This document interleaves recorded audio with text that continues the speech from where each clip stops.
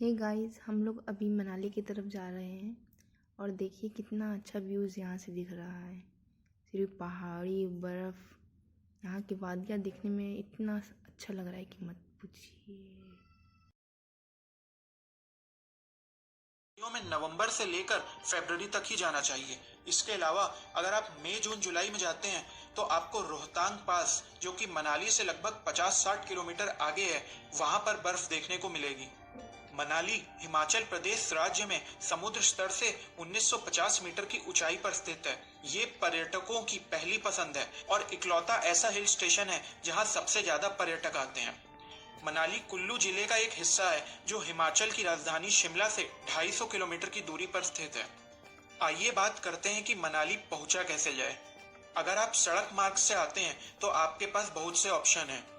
हिमाचल प्रदेश परिवहन निगम द्वारा मनाली में सैर करने के लिए व मनाली तक पहुंचने के लिए कई बसों को चलाया जाता है।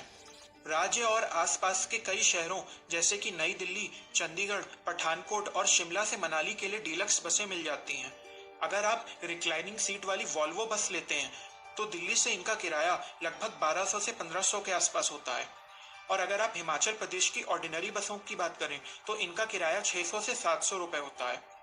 तो मेरे दोस्तों, अगर आप भारत के किसी भी कोने से आ रहे हैं, चाहे वह दक्षिण हो या पूर्व या पश्चिम, आपको सबसे पहले दिल्ली या चंडीगढ़ आना होगा। इसके बाद आप दिल्ली के कश्मीरी गेट बस अड्डे या चंडीगढ़ के आईएसबीटी सेक्टर 43 बस अड्डे से बस पकड़ सकते हैं।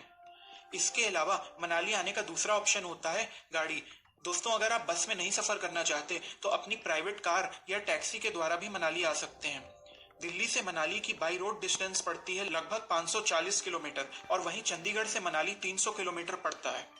अगर आप ट्रेन से मनाली आना चाहते हैं तो आपको सबसे पहले चंडीगढ़ आना होगा। चंडीगढ़ रेलवे स्टेशन पर उतरकर आप बस या टैक्सी द्वारा मनाली पहुंच सकते हैं। आखिर में बात करते हैं कि अगर आप बाई एयर यानी हवाई सफर करके मनाली आना चाहते हैं। दोस्तों, यहाँ का सबसे पास का एयरपोर्ट कुल्लू एयरपोर्ट है, जो कि मनाली से लगभग 50 किलोमीटर की दूरी पर पड़ता है। यहाँ से देश के कई राज्यों और शहरों जैसे कि नई दिल्ली, धर्मशाला, शिमला, चंडीगढ़ आदि से लोकल फ्लाइट्स मिल जाती हैं। एयरपोर्ट से मनाली तक आप टैक्सी हायर करके या लोकल बस से पहुंच सकते हैं।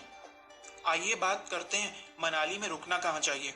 दोस्तों, अगर होटल की बात करें तो मनाली में आपको एक से एक होटल मिल जाएंगे, जिसमें बजट से लेकर अच्छे खासे महंगे डीलक्स होटल भी शामिल हैं। अगर बजट होटल की बात करें तो आपको यह 1000 रुपए स्टार्टिंग से मिल जाएंगे। और अगर आप एक अकेले ट्रैवलर हैं तो आप हॉस्टल में भी रुक सकते हैं। हॉस्टल में आपको एक बेड 500 से 600 रुपए पर नाइट के हिसाब से मिल सकता है। पर हमारी रिकमेंडेशन ये रहेगी कि अगर आप परिवार के साथ आ रहे हैं तो आपको होटल ही लेना चाहिए। होटल आपको ओल्ड मनाली या मनाली के सेंटर में मॉल रोड के आसपास आराम से मिल जाएंगे।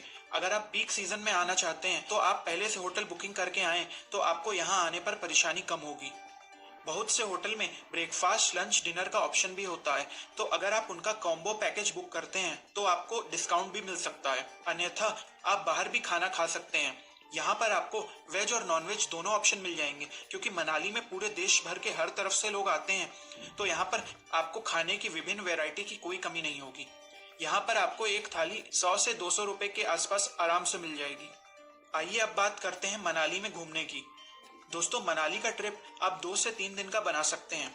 इसमें आप मनाली और इसके आसपास की जगह जैसे सोलांग वैली, जो कि एडवेंचर करने वालों की फेवरेट जगह है, और रोहतांग पास आदि कवर कर सकते हैं। अगर आप पहले दिन सुबह सुबह मनाली पहुंच जाते हैं तो आप यहाँ पर लोकल घूम सकते हैं। मनाली अपने पर्यटकों के बीच यहाँ के सुंदर दृश्यों, गार्डन, पहाड़ों और सेब के बागों के लिए जाना जाता है। यहाँ के बागों में लाल और हरे सेब काफी मात्रा में पैदा होते हैं। घूमने के लिए आप सबसे पहले हडिम्बा टीवी टेम्पल जा सकते हैं। यह मंदिर मनाली के मॉल रोड से 2 किलोमीटर की दूरी पर स्थित है।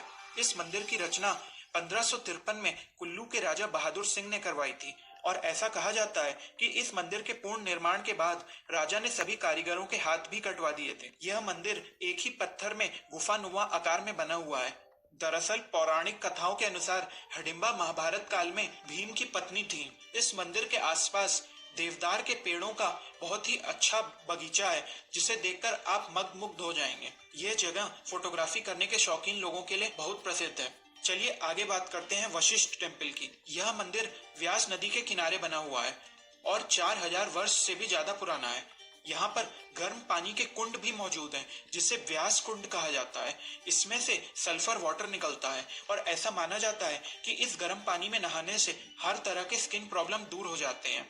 तो दोस्तों, इसमें डुबकी लगाने का मौका आप मत छोड़िएगा। यहाँ पर महिलाओं और पुरुषों के नहाने के लिए अलग अलग स्थान और सुविधा उपलब्ध की गई है। अगर आप पानी के